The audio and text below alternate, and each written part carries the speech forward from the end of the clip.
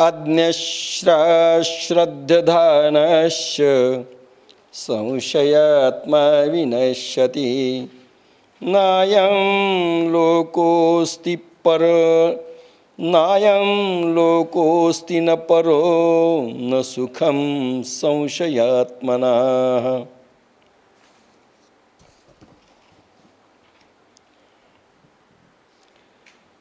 आत्म्याला न जाणणारा व श्रद्धा नसलेल्या व संशयी विनाश पावतो. संशयी पुरुषाला हा लोक नाही, परलोक नाही व सुख नाही. समगीत ह्या श्लोकावर ज्ञान नाही, श्रद्धा नाही, संशयीचा नाश होई. न हा लोक न तो लोक, संशयीस नच सुख. माऊलींच्या ओव्या ह्या श्लोकावर ऐके जया प्राणियाची ठाई, या ज्ञानाची आवडी नाही, तयाचे जियाले म्हणो काही. वरी मरण सांग ऐके जया प्राणियाची ठाई, या ज्ञानाची आवडी नाही.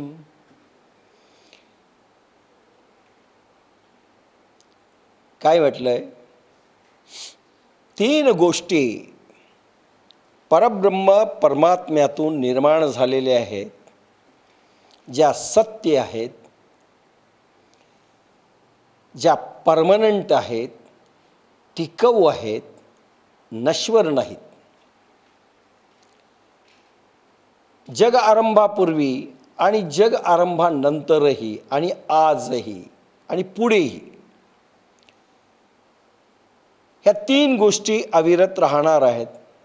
नंबर 1 ब्रह्म, नंबर 2 माया, नंबर 3 जीव. म्हणजे आपण जरा एक विशिष्ट भाषेत असं बोललो होतो,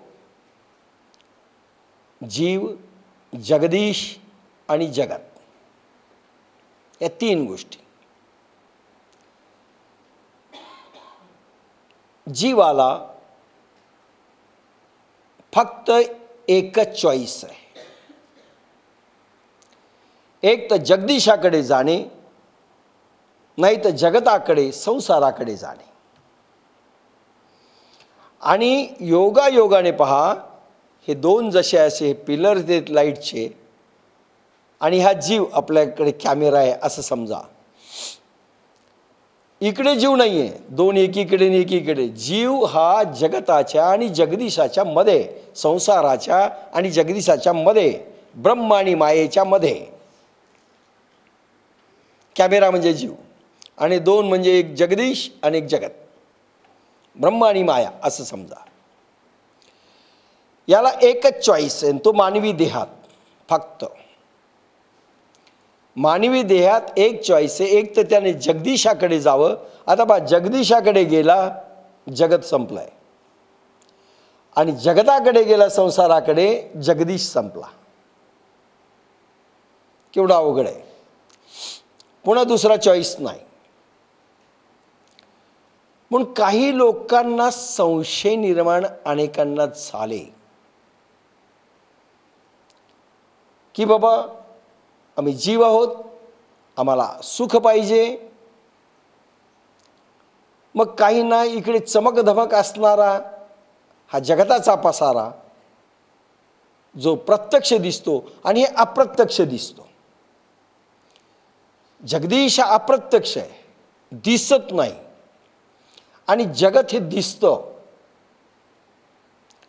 आणि जीवाची अनुभूती होते. म्हणून आपल्याला सत्य फक्त जगत वाटतं, ब्रह्म नाही किंवा जगदीश नाही. आणि म्हणून काहींना संशय उत्पन्न होतो, जर जगदीश प्रत्यक्ष दिसत नाही म्हणजे देव नाही. ब्रह्म नाही. आणि मग काय, फक्त जगत आहे, संसार आहे.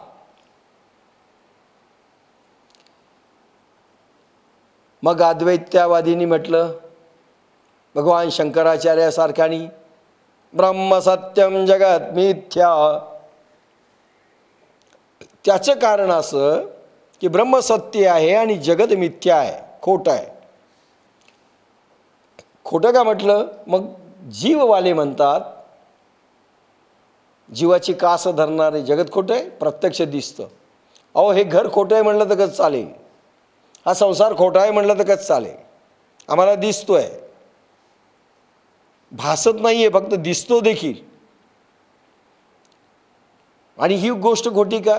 अध्यात्माच्या दृष्टीनं खोटी याच्याकरता म्हटली, जी टिकवू नाही, जी टिकणार नाही, जी नष्ट होणार आहे कालांतराने, म्हणून खोटं आहे.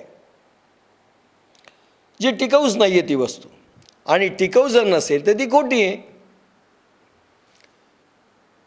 म्हणून या भाष्यकारांनी म्हटलं, ब्रह्म सत्य आहे आणि जगत मिथ्या आहे. ब्रह्म का सत्य आहे? हे जगत नष्ट होईल, हे ब्रह्मांडही नष्ट होऊ शकतं, पृथ्वी नष्ट होऊ शकते, आपला देह नष्ट होतो. मग जी गोष्ट पेरिशेबल आहे, सडणारी आहे, गळणारी आहे, झिजणारी आहे, नष्ट होणारी आहे, ती मिथ्या आहे, असं अध्यात्माने म्हटलं. आणि म्हणून कन्फ्युजन असं वाढलं. वेदांमध्ये, उपनिषदांमध्ये अनेक कन्फ्युजनच्या गोष्टी आल्यात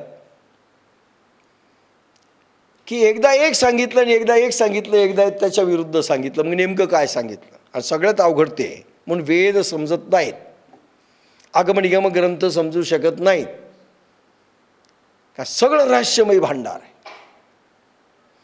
जसजशी तुम्ही उकल कराल तसं ते समजेल. आता अद्वैत्यांनी म्हणजे कसं कन्फ्युजन असतं? भगवान शंकराचार्यासारख्यांनी देखील एकदा सांगितलं, सगुण खोटं आहे, भगवंताचं सगुण रूप बरोबर नाही, अव्यय ब्रह्म, द्वैताद्वैतला मानत नाही, अव्यय ब्रह्म, निर्गुण ब्रह्म, निर्गुण ब्रह्माची उपासना श्रेष्ठ. आणि त्याच शंकराचार्यांनी कालांतराने काही ठिकाणी लिहिलं, नाही नाही नाही, सगुण पाहिजे. लक्षात घ्या. म्हणून पझल होतो माणूस, अध्यात्मात आलेला पझल होतो, संशयामध्ये त्याला यावं लागतं, संशयी होतो. अध्यात्मामधला संशय कसा होतो तो हा भाग. दुसरा एक भाग आलाय आपल्या ज्ञानेश्वरीत. एकदा काय सांगितलं? आहार तरी से विजय, परिमितुले निमापे म विजय. मोजक्या मापाचा आहार घ्या. आहार घ्यायला सांगितलं, पण एक मोजकं माप. आणि माप आपण मोदीजी महाराजांनी दिलं ते माप. 80 ते 90 वेळेस एक घास चावणे, पातळ करून पाणीच करणे, तोंडाला कुठलाही अन्नाचा कण लागू नये, आणि लाळेने पोट भरणे, आणि पोटभर खाणे, घोटभर नाही, पोटभर. आणि पोट कशाने भरेल? जबडे दुखेपर्यंत खाणे. शेखरांनी पुन्हा काल पुष्टी दिली ती वेगळी. आता हा भाग झाला. एकीकडे काय सांगितलं माऊलीनी? भूकेने भूकचे खावी, तहानेने तहानेचे प्यावी. भूक लागल्यानंतर अन्न खाऊ नका. म्हणजे काय माऊली आहे? एकीकडे सांगतात भूक लागली की भूक खा, अन्न खाऊ नका, आणि एकीकडे म्हणतात मोजक्या मापाचा आहार खा. काय करावं? पझलिंग आहे ते सगळं. आणि एकीकडे काय सांगतात? इंद्रिये न कोंडी, आहाराते न तोडी, कमी आहार घेऊ नका. म्हणून शेखरांच्या भाषेत शेखरने परवा सांगितलं, तुम्ही कमी खाल्लं, शक्तीचं रिटेन्शन होईल, पण स्ट्रेंथ वाढणार नाही, ताकद शरीराची वाढणार नाही. शक्ती टिकवणं वेगळं, शक्ती वाढणं वेगळं. आणि शक्ती वाढण्यासाठी कमी आहार हा मार्ग नाही. म्हणून डायटिंग हा प्रकार नाही. कोण म्हणलं कमी खा? म्हणजे हा सगळा प्रकार आला.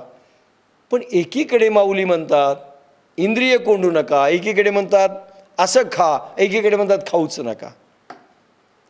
पझलिंग नाही.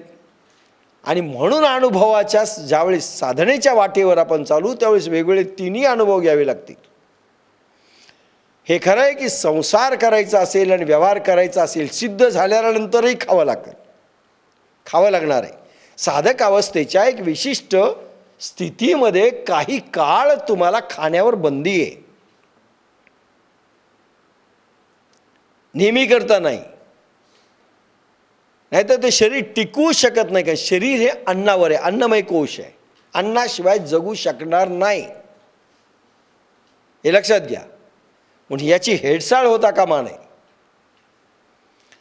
आता ह्या सगळ्या पॉईंटसाठी हे संशय अध्यात्मात आलेल्या व्यक्तींना निर्माण होतात. दुसरं सांगतो, ज्ञानश्रेष्ठ, कर्मश्रेष्ठ की भक्तिश्रेष्ठ, आजही गोंधळ आहे सगळ्या हिंदुस्थानभर. 1,00,000 श्लोक वेदांचे. वेद मध्ये उपनिषद येतात. वेदांग उपनिषद सगळं म्हणजे वेदच त्याला म्हणतात. 24 उपनिषदही वेदच म्हणतात त्याला. 1,00,000 श्लोक. त्याच्यामध्ये 80,000 श्लोक कर्मकांडावर आहेत. लक्षात घ्या. 16,000 ज्ञानकांडावर आहेत आणि 4,000 उपासना कांडावर आहेत. 16,000 ज्ञानकांडावर आहेत. म्हणजे सगळ्यात जास्त कशावर भर दिलाय? कर्मकांडावर. म्हणजे कर्मयोग नाही, कर्मकांड. मग त्याच्यामध्ये 19 प्रकारचे यज्ञ केले पाहिजेत. म्हणून सगळ्या कथा ज्या आल्या त्या सगळ्या अशा. मग काय श्रेष्ठ आहे? खोटं होतं का लोकांनी केलं ते? पूर्वी चालत होतं, आता चालणार नाही. म्हणून 80,000 ओव्या आज उपयोगी आहेत का? कारण तुमचं आयुष्य किती? 19 प्रकारचे यज्ञ आहेत. आणि असं आहे की वेदाचा एखादा मंत्र हवन करत असताना मंत्राची लाईन चुकली, शब्द चुकला, भाव चुकला आणि त्याच्या उच्चाराचा रिदम चुकला तरी तुमचं आयुष्य नष्ट होतं, उलट होतं. त्याच्या रिॲक्शन्स होतात. काय काय म्हणलं मी? मंत्र चुकला, शब्दांचे उच्चारण चुकले, त्याचा रिदम चुकला, आघात चुकला. एक विशिष्ट आघाताने बोलायचं असतं, तो आघात चुकला, त्या फ्रिक्वेन्सी नाही, भावना चुकल्या, शब्द चुकले तरी तुमचा घात करते. अनेक उदाहरणं आहेत ते. त्यामुळे वृत्रासूर त्याच्यामध्ये मेला. सिद्ध ब्राह्मण बोलावले, ते ब्राह्मण नाही ऋषीमुनीच होते. करा म्हणले इंद्राला मारायचं यज्ञ.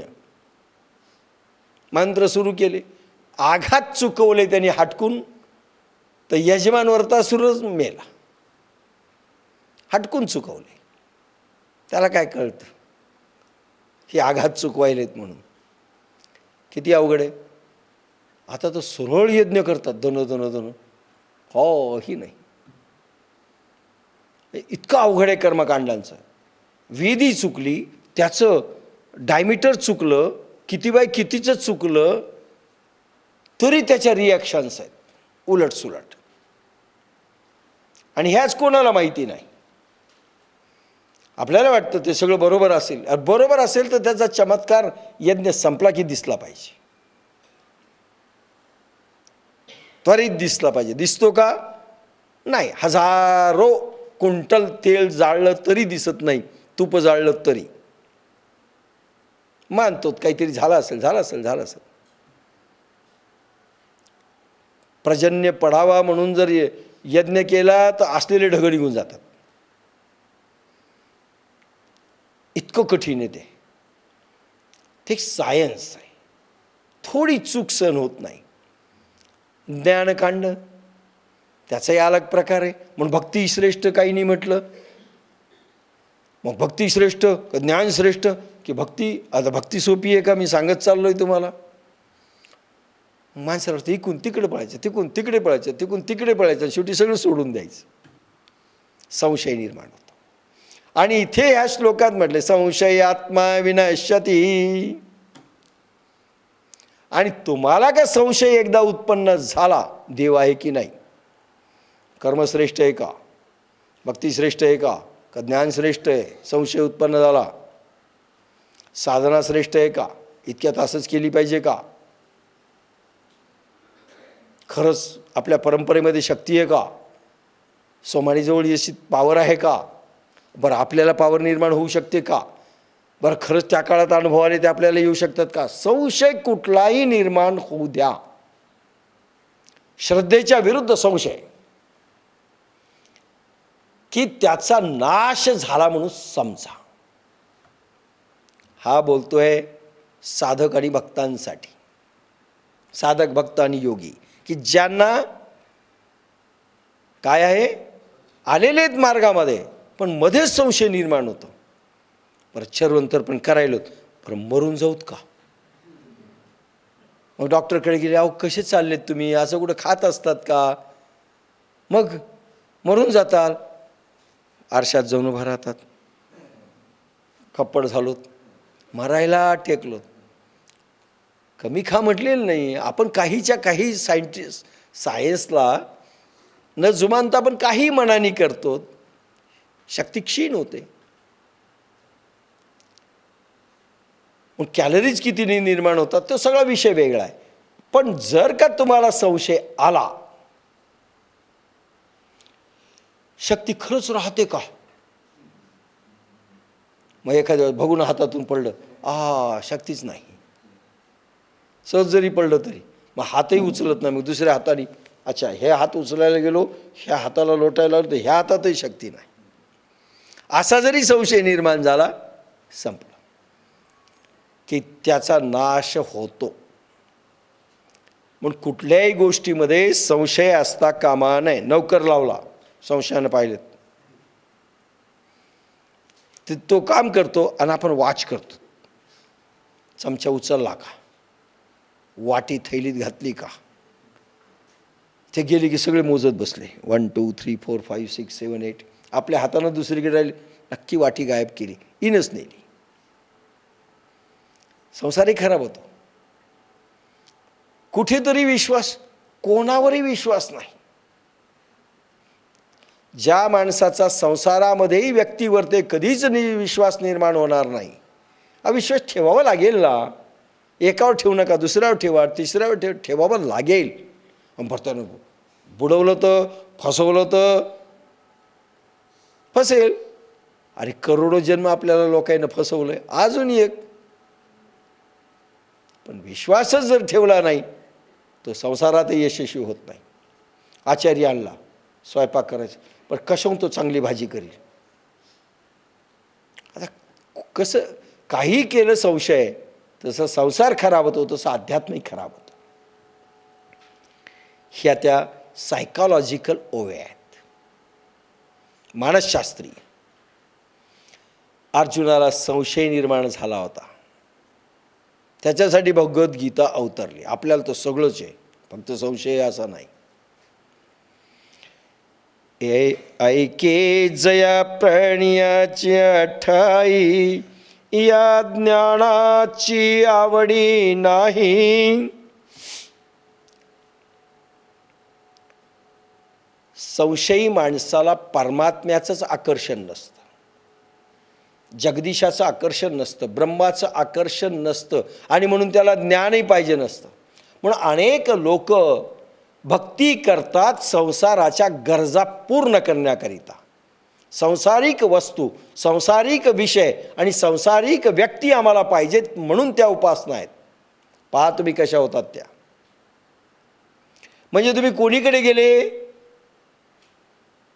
संसाराकडे गेले आणि जगदीशाकडे पाहायला लागले. तू दे, काय दे, संसार दे,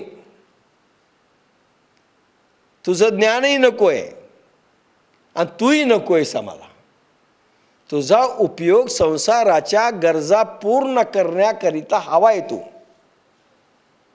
लक्षात घ्या, सगळे जवळजवळ 99.9 लोक याच्यात मोडतात.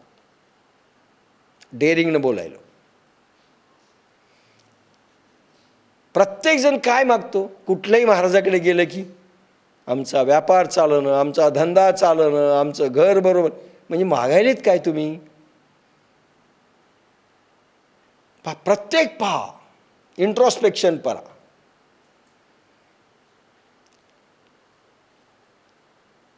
त्या सामर्थ्य संपन्न स्वामी जर असतील तर त्यांना तुम्ही मागता काय?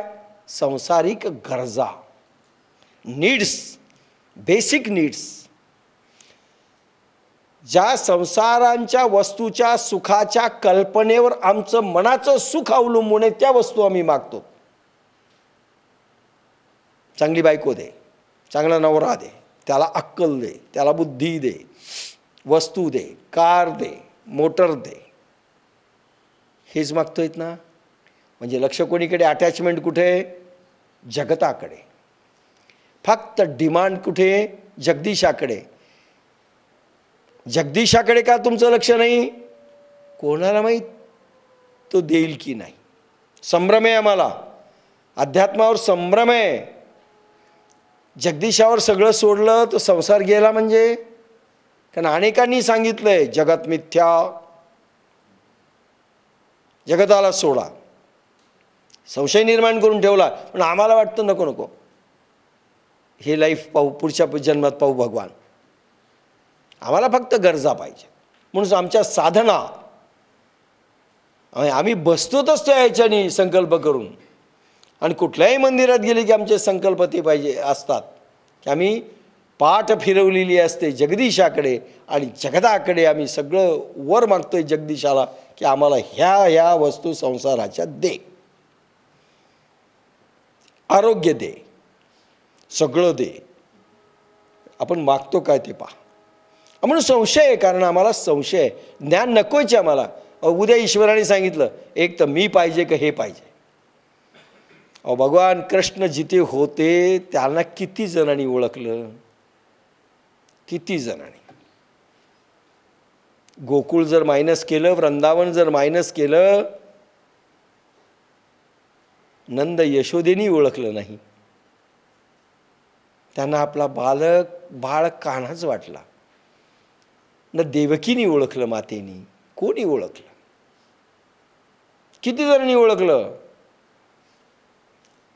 अरे राजसूय यज्ञामध्ये कोणाची अग्रपूजा करावी? हिंदुस्थानचे सगळे सम्राट एकत्र आलेले होते आणि एकमुखी निर्णय झाला की भगवान गोपालकृष्णांचं करावं. आते भाऊ सख्खा शिशुपाल उठून मारायला नाही, गवळ्याचं पोरग येते, आमच्या सम्राटाबरोबर ते असू शकत नाही. त्याची नाही पूजा आणि शिव्या द्यायला सुरुवात केली. भगवान असतायत 100 शिव्या दे, 101वी माफ करणार नाही. 101वी शिवी माफ करणार नाही, 100 दे. आणि 100 मोजीत फिरले हे. 1 2 3 4 5. कारण आत्याला वचन दिलं होतं लहानपणीच की त्याचा काळ कोण आहे त्याला पाहिल्याबरोबर एक डोळा गळून पडेल. 3 डोळे झाले होते त्याला. आणि कृष्ण समोर गेल्याबरोबर तो डोळा गळाला. ती आत्या म्हणली तू वचन दे माझ्या पोराला मारणार नाही. ते म्हणे आत्या 100 गुन्ह्याला मारणार नाही पण 101 गुन्ह्याला मारेल. माझं पोरगं कुठून करणार 100 गुन्हे, ती तुझ्याशी हरकत नाही म्हणले. आणि बिलकुल मोजीत राहिले. 1 2 3 4 5 6. आणि 101 गुन्ह्याला सुदर्शन बाहेर काढलं आणि त्याला संपवलं. भगवान गोपाल कृष्णाच्या समोर संशयाने पाहणारे लोक होते. तिथे देखील असं वाटलं भगवंत पाहिजे की त्याचं सैन्य पाहिजे.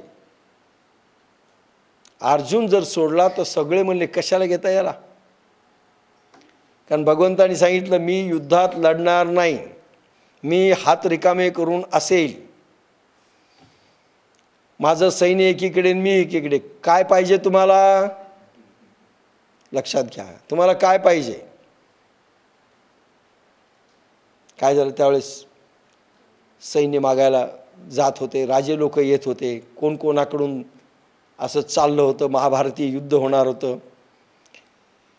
आणि योगायोगाने दोघही एकाच वेळेस आले. आधी आला दुर्योधन, तो डोक्याकडून बसला. मग आला अर्जुन, तो पायाकडून बसला. भगवान झोपलेले होते. दुपारची वेळ, भगवान झोपत होते. मग आपल्याला काय हरकत आहे? हरकत नाही. मग एकदम डोळे उघडले. अर्जुन केव्हा आला? दुर्योधन म्हणला आधी मी आलो. बरं ठीक आहे, तू आलास, सांग आधी, तुला मी चान्स देतो. कशा करता आलास सांग. म्हणे आमच्याबरोबर युद्धात तुम्ही उतरा, यांचं आमचं आता फायटिंग होणार आहे. भगवान म्हणाले ठीक आहे, मला तर जावं तर लागणार आहे कोणीकडून असो, पण मी असं पण केलं आहे की मी युद्धात भाग घेणार नाही, शस्त्र उचलणार नाही, मी रिकामा राहणार आहे. मग माझं सैन्य पाहिजे द्वारकेचं एकीकडे, आणि एकीकडे मी निहत्ता. कोणतं पाहिजे? दुर्योधन म्हणला तू नकोच. काय करायचं? रिकामं खायचा काळ. हे बरं आहे म्हणले, सैन्य तुझं देऊन टाक. यादव सैन्य कौरवाकडून लढलं आणि भगवान फक्त एकटे इकडे होते. कोणाला समजलं सांगा? कारण निहत्ता भगवान नको आहे आम्हाला, निर्गुण भगवानही नको आहे आम्हाला. लक्षात घ्या मी काय म्हणतोय ते. आम्हाला संसाराच्या गरजा पूर्ण पाहिजेत. हा जो संशय आहे तो आम्हाला भगवंताचं ज्ञान होऊ देत नाही. ब्रह्मज्ञान आत्मज्ञान आम्हाला नको आहे, कारण आम्हाला संसाराच्या गरजा पाहिजेत. आणि म्हणून आम्हाला, कारण भगवंतावर संशय आहे की भगवंताचं ज्ञान नाही मिळालं तर संसारही गेला, आणि भगवंताचं ज्ञान मिळेल की नाही ही शक्ती आमच्याजवळ आहे की नाही म्हणून तेही गेलं.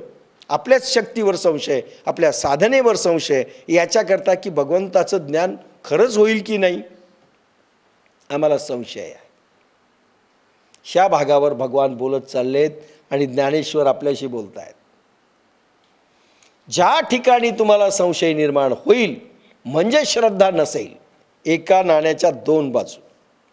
श्रद्धा एक पार्ट आहे आणि त्याचा काउंटर पार्ट दुसरी बाजू, त्या कॅसेटची संशय.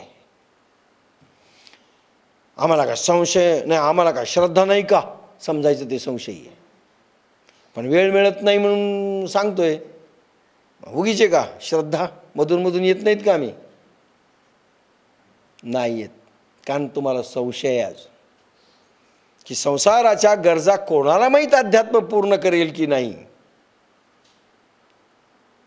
कोणाला माहीत भगवान आपल्याला देईल की नाही, आणि कोणाला माहीत त्याचं ज्ञान आपल्याला मिळेल की नाही, आणि ते ज्ञान मिळाल्यावर काय होईल माहिती नाही. हा जो संशय आहे तो ज्ञान भगवंताचं आपल्याला आत्मज्ञान ब्रह्मज्ञान करू देत नाही. आणि इथे भगवान म्हणतात ह्या ज्ञानाची गोडी जर नसेल तर काय होतं? लक्षात घ्या. ऐके जया प्राणियाची अठाई, या ज्ञानाची आवडी नाही. उगे साधनेला येतो कामी. आम्हाला ज्ञानी व्हायचं, आत्मज्ञानी व्हायचं, आवड पाहिजे. आवड आवड केव्हा ठरवला? बरं, आवडचं मोजमाप नाही. थर्मामीटर असतं ते एकेकाला लावलं असतं. 2% आवड, 80% कमी नाही, 98% कमी, 20% आवड, 80% कमी, असं नाही ना. सवड असेल तर आवड सिद्ध होते. लक्षात घ्या. आवड कशी ओळखायची? आम्हाला सवड आहे का? नाही. का ज्ञानेश्वरीला, का शिबिराला, का साधनेला आलो नाही? आम्हाला सवड नाही. का सवड नाही? घरी कोणी नाही, शेवटचं निमित्त. लग्न समारंभाला का जाता? बहिणीच्या घरचं लग्न जर असेल, सगळे जातात आणि आपण म्हणलो जाऊ नका, घरी कोणी नाही, हां नसू द्या, मी काय करू, मी माझ्या बहिणीच्याकडे जायचं की नाही. आवड आहे. सगळ्याला सांगा माहेराला कोणी जायचं नाही, कारण तुमच्या घरी कोणी नाही. नसेल, खड्ड्या जाऊ ते घर, आम्ही जाणार माहेराला. का? आवड आहे. माहेराला जायची आवड आहे म्हणून सवड निघते. सवड नाही काही होईना, कारण तिकडची ओढ आहे, आवड आहे. म्हणजे मी सगळं सांगत चाललोय सगळ्याच याच्यावरती, कारण आवड नाही, सवड आपण काढत नाही. पाहुणे आले, ठीक आहे, 9च्या गाडीनं जाणार असतील तर स्वयंपाक करून हरकत नाही, तुम्ही नाही आले तरी.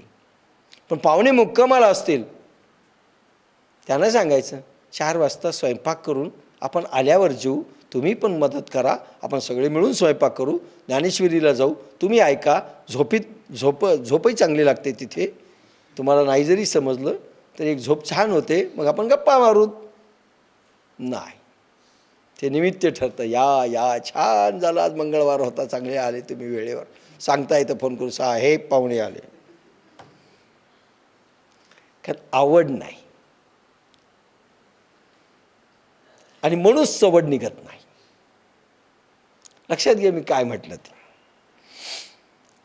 ऐके जया प्राणियाची अठाई, या ज्ञानाची आवडी नाही.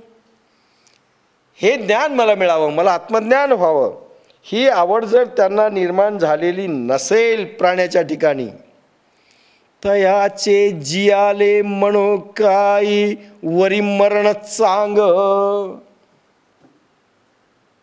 भगवान कशाला महत्त्व देतात? ते माझ्या दृष्टीनं मेलेले आहेत.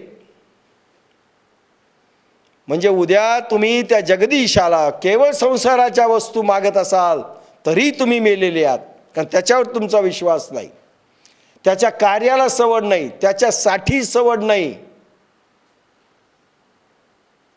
त्याला काही देणं लागत नाहीत. तर भगवान म्हणतात ते माझ्या दृष्टीनं मेलेले आहेत. आता मुर्द्याला तुम्ही म्हणतात भगवान तर प्रसन्न होईन, कारण त्याच्या दृष्टीनं तुम्ही मेले, तर तुम्ही मुर्द्याला काय देईल सांगा? अहो बाप मेला, अंगठी जर त्याची अंगठी आणि लॉकेट गळ्यातलं जर असेल तर ते स्मशानात काढून घेतात, आधीच काढतात. आणि चुकून एखाद्याने सांगितलं अंगठी राहिली, बोट तोडून घ्यायची, आणि ती जर अशी फसली तर स्मशानात जाऊन ते उकरतील पुन्हा. अंगठी नाही देत. ते मेलेले मेलेल्या माणसाला काहीही त्याच्या अंगावर देत नाहीत, काही देत नाहीत. इतका संपत्तीचा स्वामी 10,000च्या नोटा जाळून टाका ना त्याच्या याच्यावर, असं पांघरून असून कोणी भेटलं नाही मला. नाही, त्यांनी कमवलेली सगळी संपत्ती जाळून असं कधीच होत नाही. ते मेलेले. भगवान म्हणतो मृत माणसं माझ्यासाठी ते मेले, आणि मेलेल्या माणसाला कोणीच जसं देत नाही, काहीच देत नाही, तसा प्रभूही देत नाही. त्यापेक्षा मरण बरे. ते म्हणतात हे जिवंत राहू नयेत, मेलेले बरे. मग आपण समजा मेलोत, भगवंताला काही वाटणार नाही. पण काय वाटेल भगवंताला? आम्ही समजा मेलोच, तो म्हणतो मरूनच जा. एक तर मेले, नाही तर मरण बरे. मरून जा, तुमची गरज नाही. जरी साधक असाल तरी मला सोडून जर तुम्ही सगळ्या गोष्टी तुम्हाला हव्या असतील, तुम्ही मेलेले बरे. लक्षात घ्या, जरी साधक असाल, जरी सिद्ध असाल, आणि जरी तुम्ही कोणी असाल, तुम्ही मेलेले बरे. पहा, देवाला आणि कोणाला काय काय मागायचं ते मागून घ्या, मला माहीत नाही. भगवंताची ओवी सांगते ते मेलेले बरे जिवंत असतील तर. माझ्या दृष्टीनं तर मेले, आणि तुमच्या दृष्टीनं शिल्लक असतील तर मेलेले बरे. शून्य जैसे ग्रह. बाप्पासाहेब म्हणतात, ऐक ज्या प्राण्यांची ज्या ठिकाणी या ज्ञानाची आवड नाही त्यांचे जगणे म्हणावे काय. अरे त्यापेक्षा मरण चांगले, कारण त्याला मनुष्य जन्माचा लाभ घेता येत नाही. शून्य जैसे ग्रह चैतन्याविण देह, तैसे जीवित ते समोह ज्ञानहीना. शून्य जैसे ग्रह. उदाहरण दिलंय, एक घर आहे पण कोणी राहत नाही, ओसाड आहे. भूतबंगला. खरं म्हणजे माहीत नाही टर्मिनॉलॉजी माऊलीला, नाही तर भूतबंगला लिहिलं असतं तर. शून्य जैसे ग्रह, जसे ओसाड घर किंवा प्राणा वाचून शरीर व्यर्थ होते. शरीर आहे पण प्राण गेलाय त्याच्यातनं. काय शरीराला अर्थ आहे? एका ठिकाणी माऊली म्हणते, मृत जैसा श्रंगारीला. मड्याला श्रंगार करतात लोक. काय उपयोग आहे? नाही नाही नाही, पतीच्या समोर ती मेली, ती सुहागन. रोज नवऱ्याला शिव्या देत असेल पण ती सुहागन, ती पतिव्रता समजून तिला सगळं असं मडवण्यात येतं. मृत जैसा श्रंगारीला गाढव तीर्थी नानीला. गाढवाला नेलं, गंगे स्नान करून पवित्र होईल, ते लगेच उकंड्यावर जाऊन लोळतंय. काय उपयोग आहे? शून्य जैसे ग्रह चैतन्याविण देह. चैतन्य गेलं देहातलं. अरे म्हातारपण का वाईट वाटतं? लसलशीत चैतन्य हरवलंय. देह जर्जर का होतो माणसाचा? चैतन्य हळूहळू हळूहळू हळूहळू देहातलं कमी व्हायलंय. सगळा खेळ चैतन्यावर आहे. मरेल माणसं का आवडत नाहीत? कारण चैतन्यहीन आहेत. काय म्हणलात? नको बोलूच नको. येऊ का तुमच्याकडे? असं जर म्हणायला लागला, येऊच नको. निदान ह्या जन्मात नको, पुढच्या जन्मात भेट झाली तर पाहू. शून्य जैसे ग्रह चैतन्याविण देह. चैतन्य नाही, प्राणा वाचून शरीर व्यर्थ होते, तसे ज्ञानहीनाला ते जीवन घोर भयंकर फिरविते. मढ्याला कोणी घरी ठेवील का? लक्षात घ्या, अनेकदा मी काही वेळेस बोललेलो आहे तुम्हाला. एक पत्नी फार प्रेम नवऱ्यावर, आणि नवरा फुटूकून गेला, फुगा फुटला. चरणतर पण करत नव्हता, गोळीचे गोळे गिळत होता, ही पण वाढीत होती. खा खा खा खा, मेला. खाऊन मेला. आता लागले रडायला. आले तुमच्यासारखे न्यायला, बुद्रुककर, आनंदराव, काही जरा बिरकी माणसं आली न्यायला. आता ती रडायला लागली, नका नेऊ हो, नका नेऊ हो, नका नेऊ. ठेवतो बाई, 2-3 दिवसांनी येऊन घेऊन जाऊ, राहू दे. ती नको नको नको नको, आत्ताच घेऊन जा. किती बाई कशी असेल तर मडत ठेवा असे कधीच म्हणणार नाही. कारण हे निघूनच जाऊ लागले. तिथपर्यंत गेले, तिने बोलवलं नाही, घेऊन जा. घेऊन गेले. म्हणले बाई तू फिकीर करू नको, आम्ही काही पदार्थ आणू त्याचे. स्मशानात गेले, ते जळाल्यानंतर एक खोपडी आणली त्याची, आणि 1-2 हाडं आणले. बाई हे लटकून ठेव तुझ्या बेडरूममध्ये. आता मला सांगा, ज्या नवऱ्याला ज्या बेडवर ती रात्रंदिवस घ्यायची, दोघं बसायचे, आणि ती खोपडी म्हणले आपण दुसऱ्या तकियावर ठेवू, आणि हाड असं लोटकट ठेवू, चालेल का? शेवटी म्हणले जाऊ दे, फारच प्रेम होतं, आपण लटकत दरवाज्यावर ठेवू म्हणले. असे जाता येताना ते हाड किंवा ती कवटी नकोच म्हणली. ती कोणी विचारत नाही, कोणी विचारत नाही. चैतन्य निघून गेलं, त्या देहाला बायको विचारत नाही, कोणी विचारत नाही. फक्त जागा मिळते मात्र. अलाहाबादला जाताना जर आपली चप्पी असेल आणि ते जर हे असेल तर ते पाहतात चप्पी आहे का, आणि पोरं असावेत, बाया असाव्यात, आणि ते आपल्या जवळ असावं. काय त्याला फुलं म्हणतात. अस्ती नाही, आजकाल सॉफिस्टिकेटेड फुलं. ते फुलं असतात का, हाडं आहेत ते, पण फुलं. आता ते जर असले, सगळेजण जागा देतात, त्याला रिझर्वेशनची गरज नाही, आणि ते हळूहळू डबा रिकामा होतो. कारण ते हाडंच दिसतात ते सगळं, ते आणि तो लटकून ठेवतो, असं खाली ठेवायचं नाही. त्या खिडकीला याला प्रत्येकजण सटकतं तिथून. कारण मला लोक म्हणतात रिझर्वेशन नाही, मला गरज नाही, 2-3 टेस्ट सगळं साफ होतं म्हणलं. दुसरीकडे जातात लोक, तिथं बसतच नाही. शून्य जैसे ग्रह चैतन्या विन देह, जैसे जीवित ते समोह ज्ञानहीना. शरीर व्यर्थ होते तसे ज्ञानहीनाला ते जीवन घोर भयंकर फिरवते. त्या मढं जसं त्रास देतं, मड्याचं हाड देखील त्रास देतं, माणसाला जवळ घेत नाही, त्याप्रमाणे चैतन्य देहातून गेल्यानंतर प्रभूच विचारत नाही, त्याला जगही विचारत नाही, त्रास देतात त्याला. म्हणून ज्ञान जर नसेल, आत्मज्ञान नसेल, आत्मज्ञान म्हणजेच प्रभूचं ज्ञान, प्रभू आपल्या अंगात येणं, आपण प्रभूमय होणं, प्रभूची सगळी बुद्धी, प्रभूसारखं मन होणं, प्रभूसारखं मती होणं, बुद्धी होणं, शक्ती येणं, सगळं प्रभूमय, सगळं प्रभूमय होणं.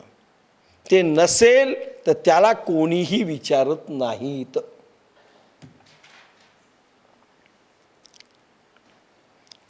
आणि घोर भयंकर फिरवते म्हणजे काय, काय असतं, तुमच्यामधलं चैतन्य कमी झालं, वाढवण्याचे प्रयत्न साधनेने करावे लागतात.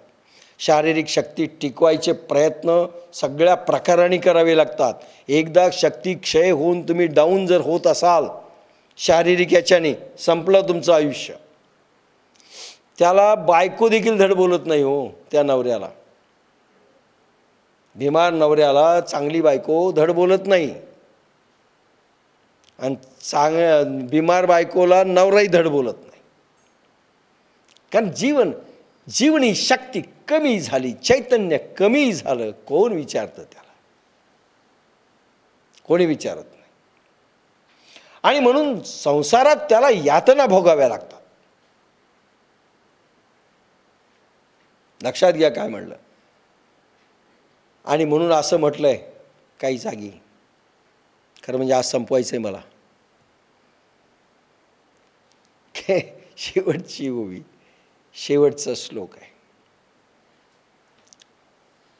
असं म्हणलं की माणसाला आयुष्य द्यायचं होतं.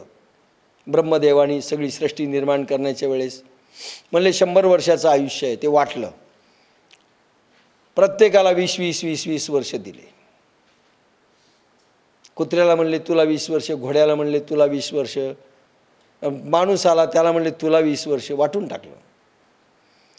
माणूस जरा चालू होता, म्हणजे 20 वर्ष काय, अरे 20 वर्षात तर काहीच होत नाही.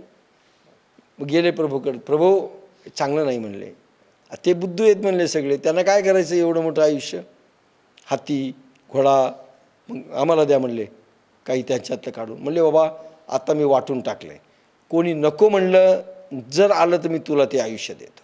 म्हणले बरं. बसले 20 वर्ष पहाट वाट. तितक्यामध्ये अगोदर बैल आला. म्हणला देवा आपल्याला नको 20 वर्षाचं आयुष्य. म्हणले का रे, काय म्हणले, मरमरत काय कोरडे मारतं म्हणले मालक, सटके मारतं आणि आम्हाला फिरवतं म्हणले ते घाण्यासारखं.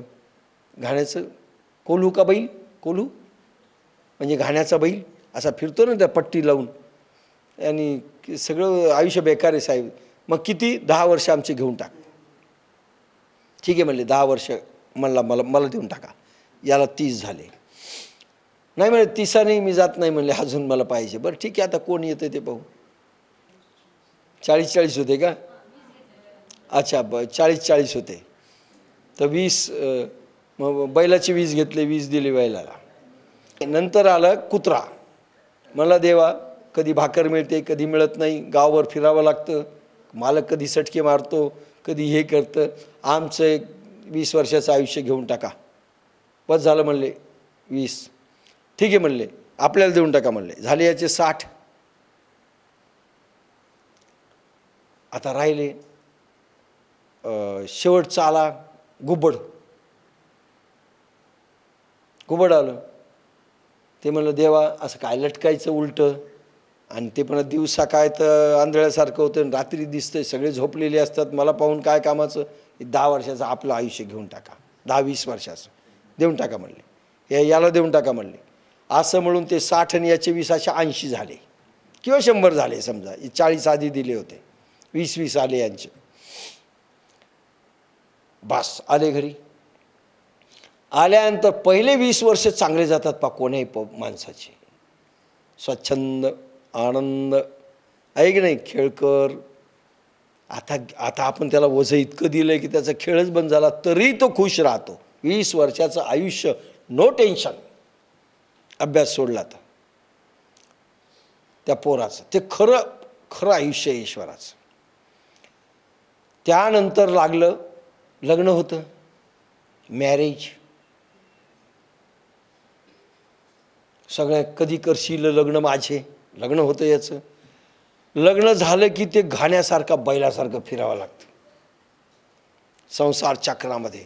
आणि मग लक्षात येतं चुकून लग्न केलं, पोरगं दणका देतं, बायको दणका देते, नातेवाईक दणके देतात, आणि फिरतं त्या संसारात. प्रत्येकजण याला दणके बोलतात, फसाफस बोलतात, फिरा फिरा, कमून आणा कमून आणा. आम्हाला काय करायचं, नसतं करायचं लग्न. झालं.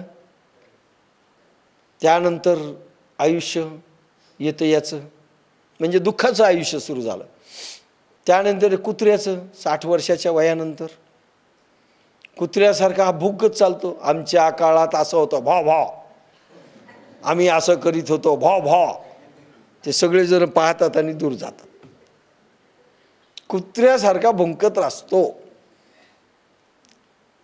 तुम्ही असं केलं पाहिजे. त्याला ते कुत्रं वाटतं, कोणी लक्ष देत नाही. आणि शेवटी 80 वर्षाच्यावर घुबडासारखं डोळे गेलेले असतात आणि बसतं जागत घुबडासारखं ते राखण करीत. हे सगळं आयुष्य आहे. म्हणजे कुठल्याही देहात चैतन्य जर कमी झालं तर अशी कुत्र्यासारखी परिस्थिती होईल, बैलासारखी परिस्थिती होते, शेवटी घुबडासारखी होते. तुमचं आयुष्य संपलं. तैसे नाही शून्य जैसे ग्रह चैतन्याविन देह, तैसे जीवित सम्मोह ज्ञानहीना. म्हणून हा संशय ईश्वराच्या प्रती आल्याने आणि तुम्ही जगताकडे गेल्याने आणि जगदीशाकडे पाठ फिरवल्याने कारण संशय निर्माण झाला आहे. भलेही तुम्ही आस्तिक असो की नास्तिक असो, तुमचं जीवन तुम्ही हातानं खलास केलं, कोणी तुम्हाला विचारत नाही. ज्ञान असेल तर चैतन्य असेल, प्रभू असेल, आणि ज्याच्याजवळ प्रभू आहे त्याला शेवटपर्यंत विचारतात, हो शेवटपर्यंत विचारतात, चिंताच करू नका. अथवा ज्ञान कीरा पुनोहे परिते चाड एकी जरी वाहे, तरी तेथ जिवाळा काही आहे प्राप्तीचा पै. अथवा खरे ज्ञान म्हणजे ज्ञानधारणा प्राप्त झाले नाही, पण ती एक इच्छा जर मनात उत्पन्न झालेली असली तरी तेथे ज्ञान प्राप्त होण्याची काहीतरी आशा आहे. काही ना ईश्वरच नको आहे. निदान तुम्ही साधक असाल, कुंडलिनी जागरण झालेली असेल, कर्मयोगात असाल, पण ज्ञानधारणा मिळालेली नाही, गतिवंत ज्ञानधारणा, प्रभूकडे जाण्याची सांगड, प्रभूकडे जाण्याची ट्रेन म्हणजे ज्ञानधारणा. ही ज्ञानधारणा जर तुम्हाला मिळाली नाही, पण इच्छा जर असेल की मला ज्ञानधारणा मिळाली पाहिजे, मला ज्ञानधारणा मिळाली पाहिजे, माझी पुढे गती झाली तरी आशा आहे की माझं ज्ञान याला हळूहळू का असेना कधीतरी प्राप्त होईल. पण ज्याला असं ज्ञानाची इच्छाच नाही, संसाराच्याच वस्तूंची इच्छा आहे आणि असा संशय उत्पन्न झाला आहे माझ्या ज्ञानाविषयी, ते संपले.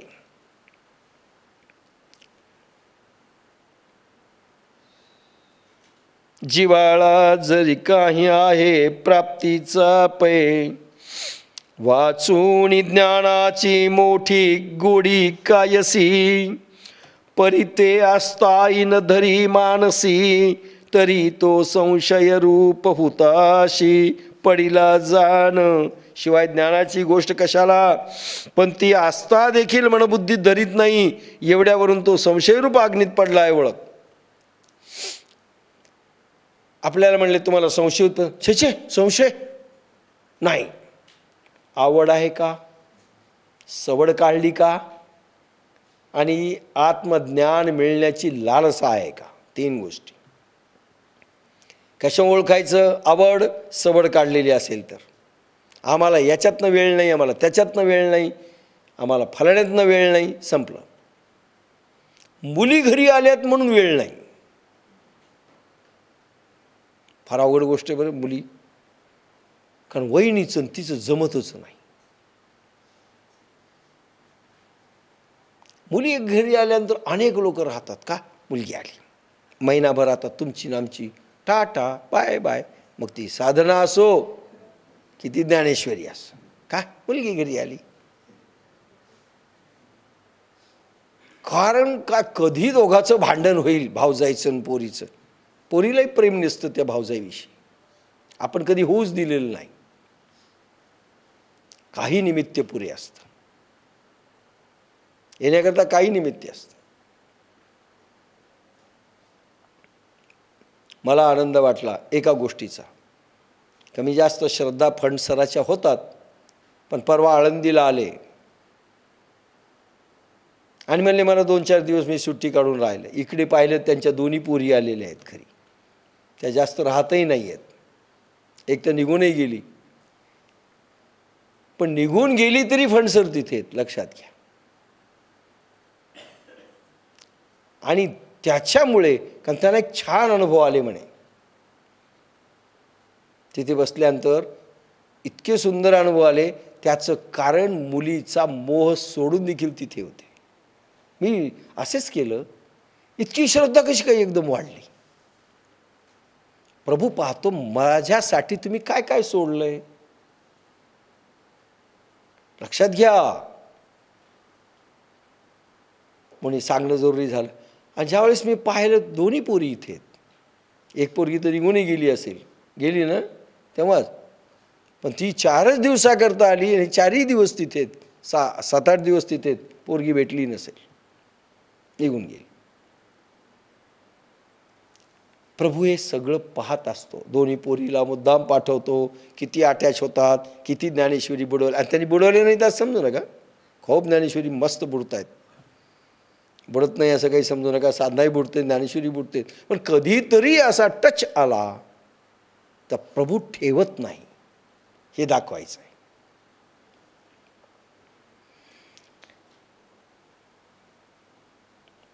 तैसे जीवित हे सम्मोह ज्ञानहीन, अथवा ज्ञान कीर आपुनो हे. परिते चाड एकी जरी वाहे, परितेत जिवाळा काही आहे प्राप्तीचा पै. जिवाळा पाहिजे, जीव गुंतला पाहिजे तुझी ठाई प्रभूच्या, तर शक्य आहे, नाही तर खरं नाही. बाया हृदयाने लवकर जाऊ शकतात पहा पुरुषापेक्षा, कारण पुरुष संशयाचा आहे. योगायोगानं पुरुषांचं शरीर संशयात्मक बनवलेलं आहे. आता घेत नाही तो विषय, मधून मधून येत जाईल. कसं बनलेलं आहे, संशयाचं बनलेलं आहे. आणि स्त्रियांचं प्रेमळ बनलेलं आहे. पण केवळ आसक्त होत असल्यामुळे ते संपल्या. हे संशयी आणि ते आसक्त दोन्ही संपले. पोरगी आली आसक्त, घरात आसक्त, भांड्यात आसक्त, कशातही आसक्ती. त्या आसक्तीमुळे संपल्या आणि पुरुष संशयामुळे संपले. बाया संशयी नाहीत, बाया आसक्त आहेत. अटॅचमेंट्स ज्याला म्हणता येईल.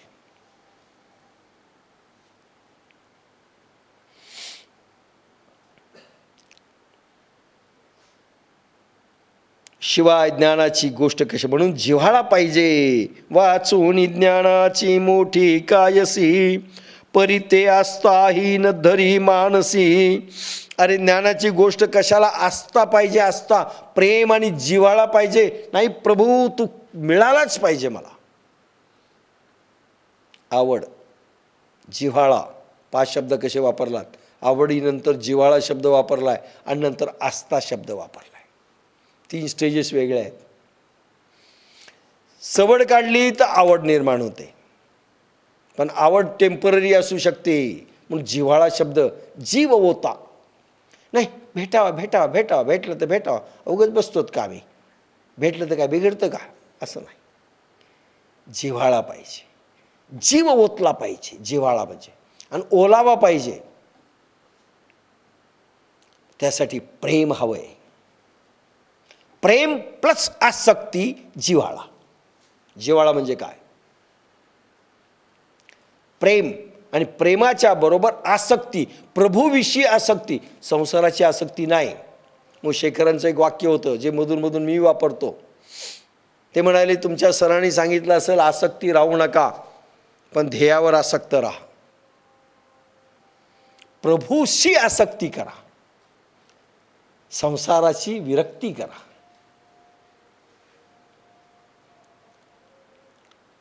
आता आपण तर संसाराची सांगड घातली, तो विषय इथे घेत नाही, तर पुन्हा तुम्ही पजल व्हाल. प्रभूची आसक्ती, प्रभू मिलनाची आसक्ती, प्रेम आणि आसक्ती म्हणजे जिव्हाळा. आणि हा जिव्हाळा अखंड असेल तर आस्था निर्माण होते. आस्था, आस्था म्हणजे अखंड भाव, प्रभुमय.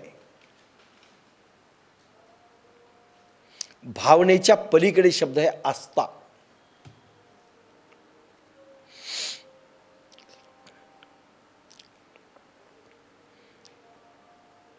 शिवाय ज्ञानाची गोष्ट कशाला, पण ती आस्था देखील मनबुद्धीत धरीत नाही. एवढ्यावरून तो संशयरूप अग्नीत पडलाय. म्हणजे ज्याला आस्था नाही, ज्याला जिव्हाळा नाही, ज्याला आवड नाही. आता उलट घेऊ, सवड नाही म्हणून आवड नाही, आवड नाही म्हणून जिव्हाळा नाही, जिव्हाळा नाही म्हणून आस्था नाही, आणि आस्था नाही म्हणजे हा संशयी माणूस आहे. आणि म्हणून म्हणलं, ज्यांना आस्थाच नाही, जिव्हाळा नाही, संशयातीत आहेत, आणि ज्यांना गरज नाही त्यांना योगदानमध्ये ठेवावं का, सगळेजण बिथरले. नाही साहेब राहू द्या राहू द्या राहू द्या, राहू द्या, तरी हे ठेवतील की नाही शंका आहे. का काहीच नाही.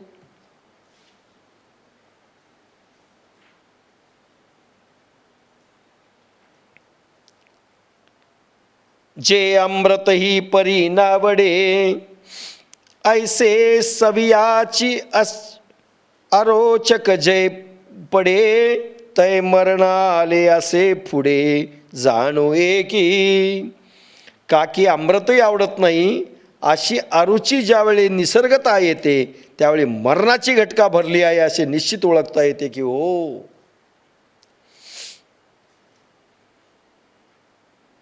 काही लोकांना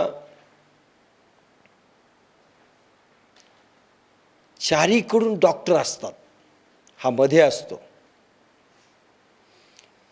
पण डॉक्टरकडे जाऊ वाटत नाही. हार्ट अटॅक आलेला आहे, नेमका हार्ट अटॅक समजत नाही, डॉक्टरकडे जाऊ वाटत नाही, समजायचं मरणाची घटका भरली.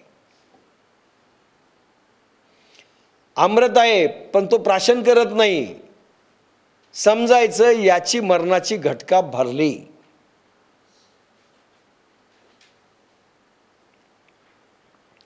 मरणाची घटका भरली म्हणून समजा. औषधी घेत नाही, मरणाची घटका भरली. वैज्ञानिक नियम पाळत नाहीत, मरणाची घटका भरली.